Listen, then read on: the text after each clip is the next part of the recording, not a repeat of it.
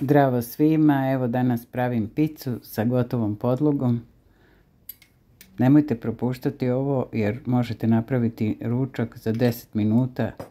Već kad počnete da radite picu, odmah uključite rernu. Ja sam pasirani paradajz upotrijebila da pređem preko ove podloge i poređala sam malo sitno iseckane šunkice. Dodat ću malo paradajza. Ovo je pica da se otarasite onih stvari koje imate u frižideru i naređajte na ovu picu i bit ćete prezadovoljni.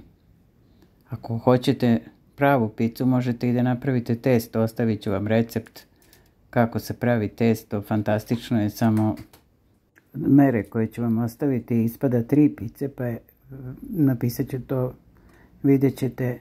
Možete napraviti i da uživate sa svojom porodicom. Napravila sam ovu picu samo za sebe i ona je 28 cm prečnika. Evo dodajem malo i paprike koja je prethodno pečena već. Samo ću iskidati i poređati po ovoj podlozi. Rernu sam uključila na 230 stepeni. Peče se na jakoj temperaturi i pečenje traje od 5 do 10 minuta, najčešće 7. Pica ne sme da se presuši, ali zato sam stavila jaje. Čim počne da se beli odozgo belance, kad dobije svoj oblik kao da je pečeno, gotova je. I sir se istopi naravno. To je prava stvar. Sada dodajemo mozzarelu. Mozzarelu sam kupila već izrendanu i samo ću je nabacati na ovu picu. Što više sira stavite, pica će biti lepša. To se zna. Mogu se još dodati gljive, pečurke, kulen, slanenica, masline, šta god, ali lepa je u svakom obliku i na svaki način. Ko voli, voli. Paradajz, sir i origano su obavezni, a ostalo sve po vašoj volji. Evo stavljamo picu u rernu, jako brzo se ovo sve formira. Ukupno 10 minuta, ne treba vam više ukoliko se rerna zagreje za to vrijeme.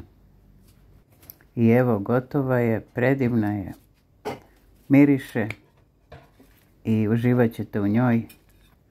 Servirat ću je na velikom tanjiru, spremna je za jelo.